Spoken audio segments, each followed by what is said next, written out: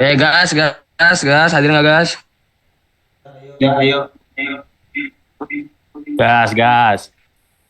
Double ya suaranya ya. Yang satu matiin aja kok, lu kan megang duit, lu kan dua tuh login tuh. Itu matiin. Ya lah, Sama Sony matiin Sony juga. Kita pakai efek gimana sih? Kalau orang bisa pakai efek ya di Udah sini. belum? Gue buka nih. Belum. Sabar.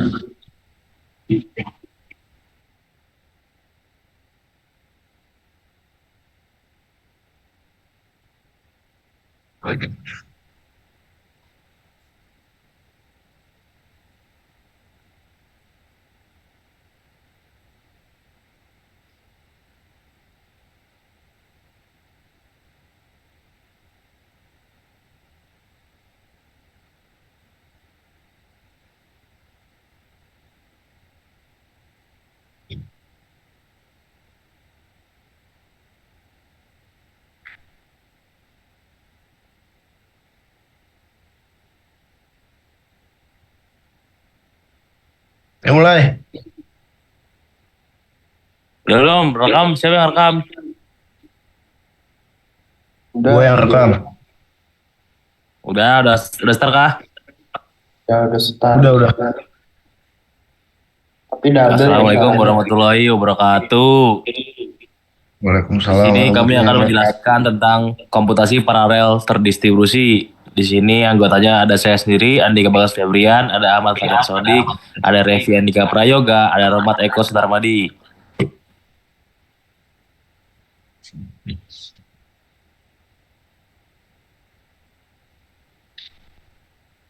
Slide-nya, Le.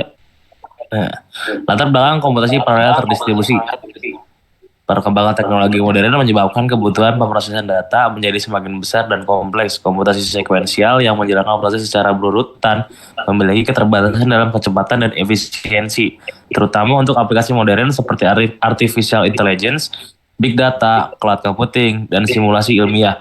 Oleh karena itu, dikembangkan komputasi paralel dan dikomputasi terdistribusi sebagai solusi untuk meningkatkan performa sistem. Komputasi paralel bekerja dengan membagi tugas menjadi beberapa bagian yang diproses secara bersamaan menggunakan banyak prosesor atau core, sedangkan komputasi terdistribusi membagi pekerjaan ke banyak komputer yang saling terhubung melalui jaringan. Dengan pendekatan ini, sistem mampu bekerja lebih cepat, efisien, dan scalable dalam mengenangani beban kerja yang besar. Apa itu komputasi paralel? Komputasi paralel adalah metode pemrosesan data yang dilakukan dengan menjalankan beberapa tugas atau instruksi khusus secara bersamaan menggunakan lebih dari satu unit pemrosesan, seperti multi-core prosesor atau GPU. Tujuan utama komputasi paralel adalah mempercepat proses komputasi dengan membagi pekerjaan besar menjadi bagian-bagian kecil yang dapat dikerjakan secara simultan. Dengan cara ini, waktu eksekusi program menjadi lebih cepat dan efisien, terutama untuk pengolahan data dalam jumlah besar, simulasi ilmiah, kecerdasan buatan, dan aplikasi modern lainnya. Komputasi terdistribusi. Komputasi terdistribusi sendiri adalah metode komputasi yang melibatkan beberapa komputer atau node yang saling terhubung melalui jaringan untuk bekerja sama dalam menyelesaikan suatu tugas. Setiap komputer memiliki bagian pekerjaan tertentu, kemudian hasil dari masing-masing komputer digabungkan untuk menghasilkan penyelesaian secara keseluruhan. Sistem ini memungkinkan pemrosesan data menjadi lebih fleksibel, scalable, dan mampu menangani beban kerja yang besar dibandingkan menggunakan satu komputer saja. Contoh penerapan komputasi terdistribusi yang dapat ditemukan pada cloud computing seperti cluster komputer, big data, dan layanan internet modern. Evolusi komputasi modern. Perkembangan komputasi modern mengalami perubahan besar dari sistem komputasi sederhana menuju teknologi yang lebih canggih dan terhubung. Evolusi ini dimulai dari mobile computing yang memungkinkan perangkat dapat digunakan secara fleksibel dan berpindah tempat. Kemudian berkembang menjadi grid computing yang menggabungkan banyak sumber daya komputer untuk menyelesaikan komputasi skala besar. Selanjutnya, muncul cloud computing yang menyediakan layanan komputasi melalui internet tanpa harus mengelola perangkat keras sendiri. Selain itu, berkembang juga edge computing yang memproses data lebih dekat dengan sumbernya untuk mengurangi latensi dan meningkatkan efisiensi dari sistem itu sendiri. Perkembangan ini menunjukkan bahwa teknologi komputasi terus bergerak menuju sistem yang lebih cepat, scalable, dan efisien dalam mendukung kebutuhan aplikasi modern. Komputasi sekuensial merupakan metode pemrosesan data yang menjalankan instruksi secara berurutan, di mana satu proses harus selesai terlebih dahulu sebelum proses berikutnya dijalankan. Metode ini memiliki keterbatasan dalam menangani data berukuran besar dan proses komputasi yang kompleks karena hanya menggunakan satu alur pemrosesan. Akibatnya, waktu eksekusi menjadi lebih lama dan performa sistem menjadi kurang efisien, terutama pada aplikasi modern yang membutuhkan pemrosesan cepat dan real time. Keterbatasan inilah yang mendorong berkembangnya komputasi paralel dan terdistribusi sebagai solusi untuk meningkatkan kecepatan dan efisiensi sistem komputer. Keterbatasan komputasi sekuensial merupakan metode pemrosesan data yang menjalankan instruksi secara berurutan di mana satu proses harus selesai terlebih dahulu sebelum proses berikutnya dijalankan. Metode ini memiliki keterbatasan dalam menangani data berukuran besar dan proses komputasi yang kompleks karena hanya menggunakan satu alur pemrosesan. Akibatnya waktu eksekusi menjadi lebih lama dan performa sistem menjadi kurang efisien, terutama pada aplikasi modern yang membutuhkan pemrosesan cepat dan real time. Keterbatasan inilah yang mendorong berkembangnya komputasi paralel dan terdistribusi sebagai solusi untuk meningkatkan kecepatan dan efisiensi sistem komputer.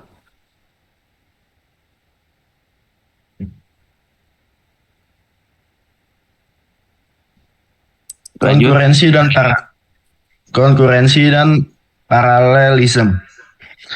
Konkurensi dan paralelisme merupakan dua konsep penting dalam komputasi modern yang sering dianggap sama, padahal memiliki perbedaan. Konkurensi adalah kemampuan sistem untuk menangani beberapa tugas dalam waktu yang bersamaan, tetapi tidak selalu dijalankan secara simultan. Pada konsep ini, prosesor bergantian menjalankan beberapa tugas dengan sangat cepat sehingga terlihat berjalan bersamaan. Sementara itu, paralelisme adalah proses menjalankan beberapa tugas secara benar-benar bersamaan menggunakan banyak core atau prosesor. Tujuan utama konkurensi adalah meningkatkan responsivitas sistem, sedangkan paralelisme berfokus pada peningkatan performa dan kecepatan komputasi. Kedua konsep ini menjadi dasar utama dalam pengembangan sistem komputasi paralel dan terdistribusi. Jenis-jenis paralelisme. Yang pertama ada task paralelism, membagi pekerjaan menjadi beberapa tugas yang dijalankan bersamaan. Contohnya proses input, pengolahan data, dan output berjalan paralel. Yang kedua, pipeline paralelism, membagi pekerjaan menjadi beberapa tahapan yang berjalan secara tumpang tindih. Yang ketiga, data paralelism, membagi data menjadi beberapa bagian, lalu setiap bagian diproses dengan operasi yang sama secara bersamaan. Contohnya pengolahan jutaan data pada big data atau machine learning. Yang keempat ada fine-grained parallelism, banyak tugas kecil dengan komunikasi yang sering antar proses. Desain arsitektur komputasi paralel. Arsitektur komputasi paralel dibangun dengan komponen utama seperti CPU, core, dan thread. CPU merupakan pusat pemrosesan komputer yang bertugas mengeksekusi instruksi. Setiap CPU modern memiliki beberapa core yang mampu menjalankan proses secara independen. Di dalam core terdapat thread, yaitu unit eksekusi terkecil yang dapat dijalankan oleh prosesor. Semakin banyak jumlah core dan thread yang dimiliki suatu sistem, semakin besar pula kemampuan dalam menjalankan banyak pekerjaan secara paralel. Konsep ini menjadi dasar dalam pengembangan sistem komputasi modern yang membutuhkan performa tinggi. Flynn taxonomy.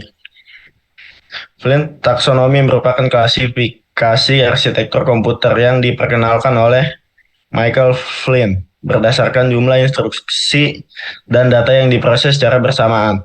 Klasifikasi ini terdiri dari SISD atau Single Instruction Single Data, SIMD, Single Instruction Multiple Data, MISD, Multiple Instruction Single Data, dan MIMD, Multiple Instruction Multiple Data. Pada sistem modern, SIMD banyak digunakan pada GPU untuk memproses data dalam jumlah besar secara serentak, sedangkan MIMD digunakan pada prosesor, multicore, dan sistem cluster. Taksonomi Flynn membantu memahami bagaimana sistem paralel dirancang dan dioptimalkan untuk berbagai jenis pekerjaan komputasi. Fungsi dan manfaat Flynn taksonomi. Fungsinya yaitu mengelompokkan sistem komputer ke dalam kategori SISD, SIMD, MISD, dan MIMD, membantu perencanaan sistem yang menentukan model pemrosesan yang paling efektif, memudahkan analisis performa dan efisiensi sistem paralel, menjelaskan hubungan antara arsitektur perangkat keras dan metode komputasi yang digunakan. Manfaat yang pertama, mempermudah pemahaman konsep komputasi paralel, membantu memilih teknologi yang tepat untuk kebutuhan komputasi tertentu, meningkatkan efisiensi pengembangan aplikasi paralel, menjadi landasan dalam optimasi penggunaan CPU multicore dan GPU modern, membantu mahasiswa dan peneliti memahami perkembangan arsitektur komputasi modern. Selanjutnya ada shared memory dan distribute memory. Dalam sistem komputasi paralel terdapat dua pendekatan utama dalam pengelolaan memori, yaitu shared memory dan distribute memory. Pada shared memory, seluruh prosesor mengakses ruang memori yang sama, sehingga komunikasi antar proses berlangsung lebih cepat. Namun sistem ini membutuhkan mekanisme sinkronisasi untuk mencegah konflik data. Sebaliknya, pada distribute memory, setiap prosesor memiliki memori sendiri, sehingga komunikasi dilakukan melalui pertukaran pesan atau message passing. Pendekatan distribute memory lebih kompleks, tetapi memiliki kemampuan skalabilitas yang lebih baik untuk sistem berukuran besar seperti cluster dan superkomputer. Fungsi, kegunaan, dan manfaat shared memory. Fungsinya yaitu menyediakan ruang memori yang dapat diakses oleh beberapa proses atau thread, mendukung komunikasi cepat dalam sistem multicore. Kegunaannya yaitu digunakan pada komputer multicore dan multiprosesor, mendukung aplikasi yang membutuhkan komunikasi data sangat cepat. Manfaatnya yaitu komunikasi antar thread lebih cepat, menggunakan overhead pengiriman data, meningkatkan performa komputasi paralel dalam satu mesin. Fungsi, kegunaan, dan manfaat distribute memory. Fungsinya memberikan setiap prosesor atau node ruang memori sendiri, mendukung komputasi pada banyak komputer yang saling terhubung. Kegunaannya yaitu digunakan pada klaster komputer dan superkomputer, mendukung sistem cloud computing dan komputasi terdistribusi, cocok untuk pemrosesan data dalam skala besar. Manfaatnya yaitu tidak terjadi konflik akses memori secara langsung, mampu menangani beban kerja yang sangat besar, lebih mudah diperluas atau scalable dengan menambah node baru. Next. Proses dan thread. Gua dulu kok.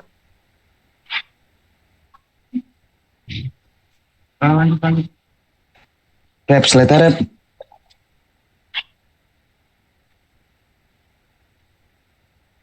Penjelasan proses dan thread. Proses merupakan program yang sedang berjalan dan memiliki ruang memori serta sumber daya sendiri. Di dalam sebuah proses terdapat satu atau lebih thread yang bertugas menjalani instruksi program. Thread merupakan unit eksekusi yang lebih ringan dibandingkan proses karena dapat berbagi memori dan sumber daya yang sama. Penggunaan thread memungkinkan beberapa pekerjaan dilakukan secara bersamaan dalam satu aplikasi, sehingga meningkatkan efisiensi dan performa sistem. Oleh karena itu, konsep proses dan thread menjadi fondasi utama dalam implementasi komputasi paralel.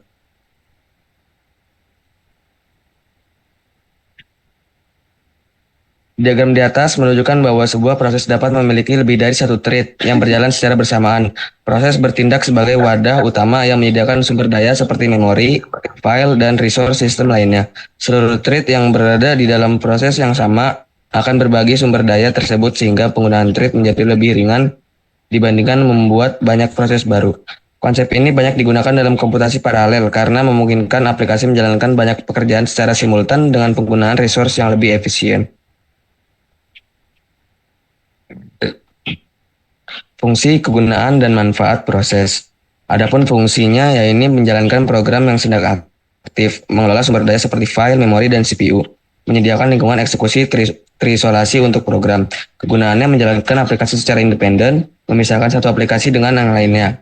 Manfaat, sistem lebih stabil dan aman. Kesalahan pada satu proses tidak langsung mempengaruhi proses lain yang mendukung multitasking pada sistem operasi.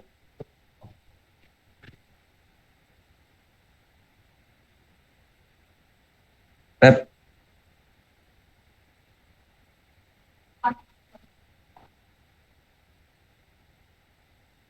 Woi, slide-nya woi.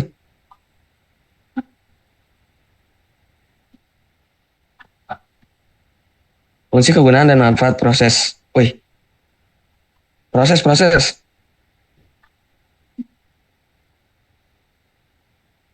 Fungsi, menjalankan program yang sedang aktif, mengelola sumber daya seperti file, memori. Wah, ini orang diganti-ganti gue nih. Fungsi, kegunaan, Ini dan manfaat tadi udah thread. proses. Menjalankan instruksi. Ya, berarti thread kan sekarang? Ya. Fungsi, kegunaan, dan manfaat thread.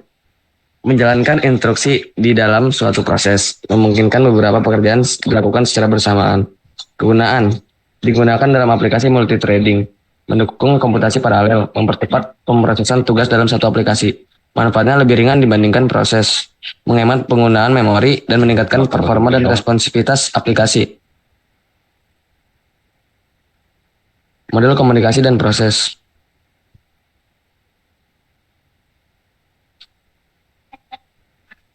Dalam sistem komputasi paralel dan komputasi terdistribusi, komunikasi antar proses menjadi komponen yang sangat penting karena setiap proses atau thread seringkali membutuhkan pertukaran data untuk menyelesaikan suatu pekerjaan.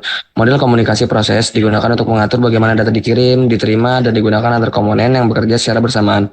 Secara umum terdapat dua model komunikasi utama yang sering digunakan dalam sistem paralel dan terdistribusi, yaitu shared memory communication dan message passing communication.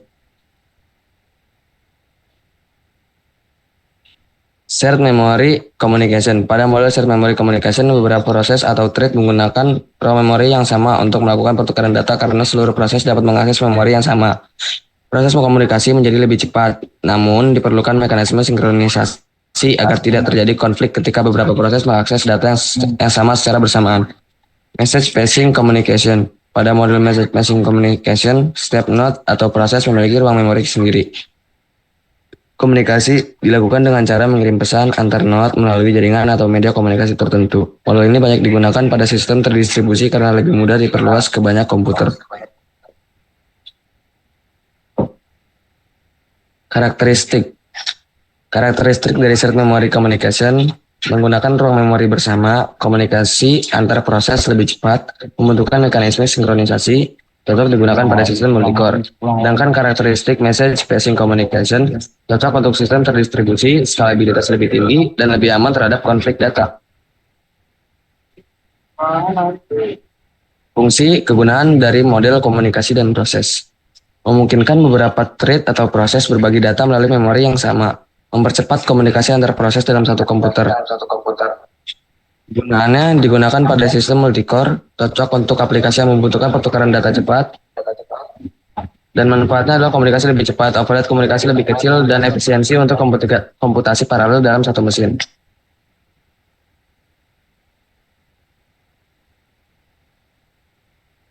Next kok. Penerapan komputasi paralel. Komputasi paralel telah menjadi teknologi yang penting dalam berbagai bidang. Kemampuannya dapat meningkatkan performa pemrosesan data dan mempercepat penyelesaian pekerjaan komputasi yang kompleks, yaitu artificial intelligence dan machine learning. Memerlukan memproses data dalam jumlah besar untuk proses pelatihan model. Komputasi paralel juga dapat memungkinkan proses training yang dilakukan lebih cepat menggunakan banyak core atau CPU secara bersamaan. Big data analysis. Analis data berkala besar membutuhkan pemrosesan jutaan hingga miliaran data. Dengan komputasi paralel, data dapat dibagi menjadi beberapa bagian untuk diproses secara simultan. Penerapan komputasi terdistribusi.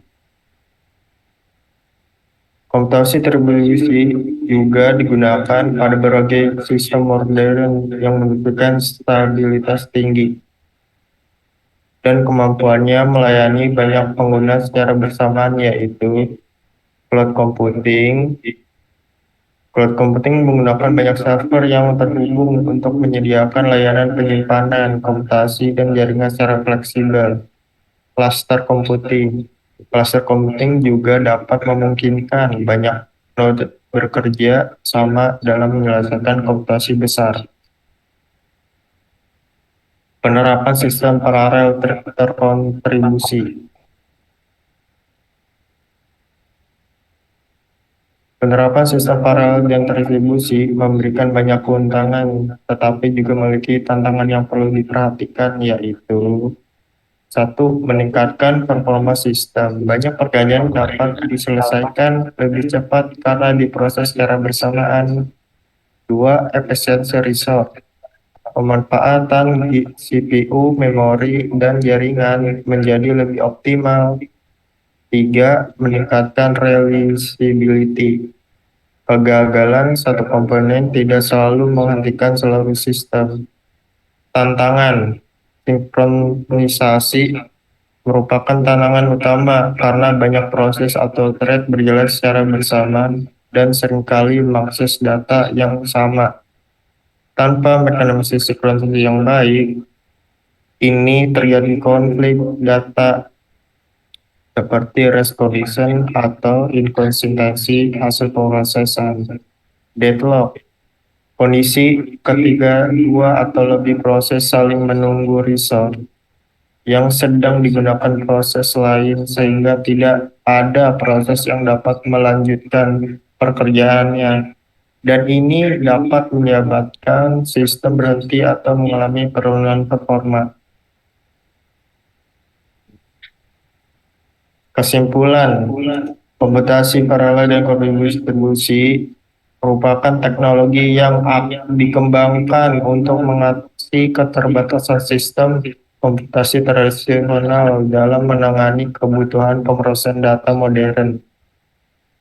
Ini juga dapat meningkatkan kecepatan pemrosesan melalui penggunaan banyak prosesor atau core yang bekerja secara simultan. Sedangkan komputasi terdistribusi juga dapat meningkatkan kemampuan sistem melalui penggunaan banyak komputer atau node yang saling terhubung. Pemahaman ini mengenai arsitektur sistem, model komunikasi, manajemen memori, serta konsep proses dan thread menjadi sangat penting dalam pengembangan sistem modern. Kedua pendekatan ini juga saat ini banyak digunakan dalam artificial intelligence, cloud computing, machine learning, big data, dan berbagai teknologi modern lainnya.